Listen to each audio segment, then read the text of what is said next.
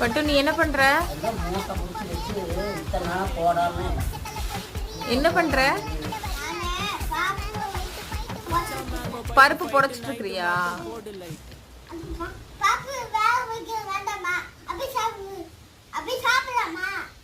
சரி முடியாதுதான். இங்க போட பாக்கலாம்.